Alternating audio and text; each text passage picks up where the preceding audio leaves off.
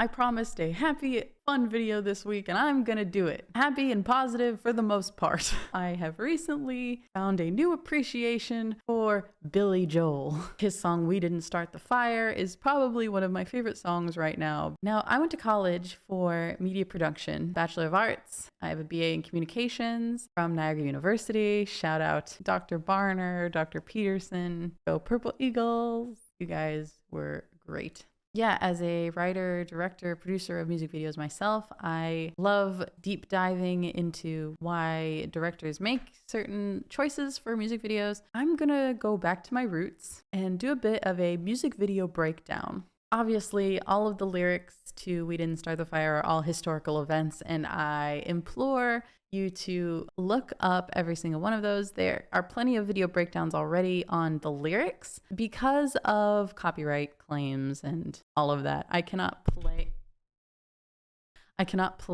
the music for you. Not only would I get demonetized, but it also might completely take my video down, and that would suck.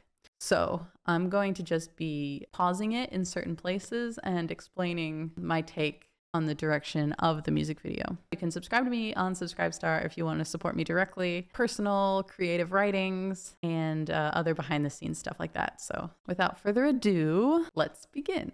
I even broke out the green screen for this project. You've probably heard this song before at karaoke, dive bars across America. Its upbeat, simple melody is catchy, and it's a great foundation for the message of what the song represents. I wonder if I blow it up and then make it super slow, if this will not work against me. Let's find out.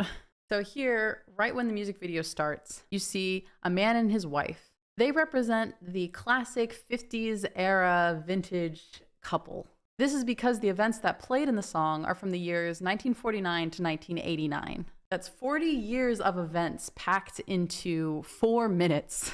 Billy Joel appears as if by magic, wearing all black, sunglasses, playfully drumming on the kitchen table with sticks in time with the music. You can just imagine it, okay? However, the couple does not notice him. His presence is only to the audience. That anxiety that comes from a darkness in contrast to the very lively and colorful life around him, but it causes no immediate threat. This represents the silent generation into the baby boomers. It was called the silent generation because back then, children were supposed to be seen and not heard, which is crazy compared to today, where children can make their own decisions, even for things that they shouldn't. Baby boomers, of course, are the people that were born from the silent generation, people that grew up, that were adults in the 40s and having kids in the 50s. This represents that era. I really like the simple special effects that they did right here. Really practical effects editing that you don't really see anymore because everything can just be manipulated with CGI. But I think it's really awesome what they did there. You know, he represents something that is just there but can't be seen, right? Very cool. A happy young couple have a baby on the way. She is now pregnant and the time is just flying by, right? That calendar represents the time flying as all of these historical events that you see in the lyrics transpire. This particular shot is very interesting for a few reasons. The shaking of the radio, it means that it isn't working because there's no signal. This is actively keeping them not knowing what's going on outside of their very kitchen. What I also like about this particular cut is that it shows vase-line glass. And if you don't know what vase-line glass is, that's because it is not very popular anymore. The slight green color of it alludes to traces of uranium included in the glass, which makes it ever so slightly radioactive. Yes, you heard that correctly. I'm sure that will work out great for, cognitive function down the line. Okay, so, hey, what up, Billy? This reading material is not national news, but culture within America, where a man on the front page looks eerily familiar. It's very similar to himself. You want to be exactly like these people on the front of magazines. They must be important, right? They're being printed. They're famous.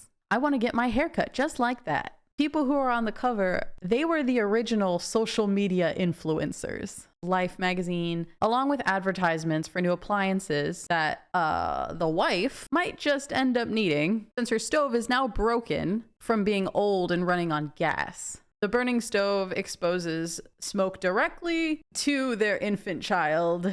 Yikes. It then transitions back to our boy Billy Joel, with a Studebaker set ablaze behind him. Out of the kitchen in some sketchy, dark room, Billy is going places now. He represents our look into the outside world that the families growing up in those kitchens and living their normal daily American lives can't see. Back in the kitchen, Billy. Life magazine. That's the life you want. It's now going to the Daily Tribune.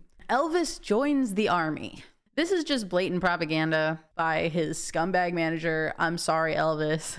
Elvis was a Capricorn sun, like myself, and originally a truck driver who got famous in a year because he was a musical pretty boy. He, however, served 2 years and was stationed in Germany, which had him gain a lot of respect from the public. Serving your country is the ultimate praise at this time, right? A famous heartthrob serving his country would be good for publicity and also money. All young men were and still are subject to the draft. Not good. Next up, as the children of that generation got older, then they were subject to propaganda too, in the form of toys, costumes, whatever the heck that is. Graduations.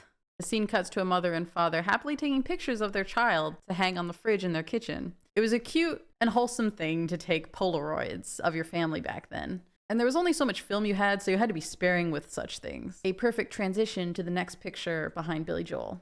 A poor, helpless man tied up to a tree. This picture was anonymously taken and first shown in the Museum of Modern Art in New York in 1955. This is titled Death Slump at Mississippi Lynching. A sad and grisly sight, for sure. Happy and positive for the most part. These significant events in history are being burned, disintegrated. There's no going back after setting something on fire. It represents mortality and the destruction by burning away a piece of history that will never happen again, can never be documented like that again. Back to the kitchen. Time goes on. What's referenced next is that both adults and teenagers of families are now taking drugs. The adjacent burning photo for this section is in reference to an execution during the Vietnam War. Sedate the masses instead of education on parenting while men are being held at gunpoint out in other parts of the world. A very real shot to the head in conjunction with a child in the kitchen with a toy cowboy pistol. That's the pharmaceutical industry for you. This next time of rebellion after the Vietnam War brought a lot of protesting and a lingering, unsettling social unrest through racial tensions and increasing media coverage of the blood spill in Vietnam. The burning of the bra is more fire to add to the flames, metaphorically, while being representative of a movement for women to free the tatas, and therefore free the stereotype of feminine roles of women being in the kitchen. Save the tatas. I imagine Woodstock was pretty gross, and I don't even think the weed could have made that an enjoyable experience. Next up, JFK blown away. What else do I have to say? The next picture behind Billy is the assassination of Lee Harvey Oswald by Jack Ruby in 1963. No fresh air for Billy Joel. And with this, things are picking up speed in our narrative. As the seasons change and the younger generation starts bringing televisions right into the kitchens, as you can see here. Now people can be informed, right? But how about watching reruns and decorating for Christmas instead? It's a Wonderful Life is set to play soon, and the Macy's Day Parade will be on in the morning. This became sort of a family tradition, a pastime for people to spend time together during the holidays. Therefore, an epiphany emerges in Billy Joel. He wants to show the audience that these are all distractions in the media. Distractions from real traumatic, world-changing events and scenarios going on outside of their kitchens. Now, the inspiration of this song actually came from him talking to someone who was younger and them not knowing about all of these events in history. And you can see in his interviews, his public speaking on how the song just kind of came to his mind because he ended up listing off all of these things that the younger generation just had no idea about. And I think the same can be said even now. To the youngest generation at this point, these events are like ancient history, even though they really weren't that long ago. We approach the end of this video here with a clip of a wealthy man's funeral to give to the next generation, to live and die in a kitchen. This epiphany makes Billy throw the table and stand to his fate. His outrage is a message to his generation, and eventually to us as viewers, to pay attention, to learn from history. This is a crushing realization that he was fully aware of all the chaos that had occurred, but is rendered completely powerless, exactly by design. This last burning photo, by the way, is of Oliver North, the former National Security Council officer charged with diverting funds directly to the Iran-Contra affair. This is a scandal that became public in 1986. This is officially where Billy Joel can't take it anymore. And I don't blame you, buddy. Transitioning to a bird's eye view of above the main set where all of these families once were. Because up until now, we were first person inside of that very kitchen, watching the progression, and we were being part of the families. But now, as the whole vision is starting to show itself, the house around the kitchen is all burnt to the ground and could be interpreted as never even existing. You see that the kitchen is actually completely destroyed. And he says, when we are gone, it will still burn on. And I feel that. I feel that on a personal level. With all of the crazy stuff that's happened in my lifetime that I had absolutely no power to control or prevent, I know that the things that happened behind closed doors while I just was living my life, watching parades, decorating for Christmas with my family, the aftermath of that will burn on and on forever. That realization is shown in this last scene.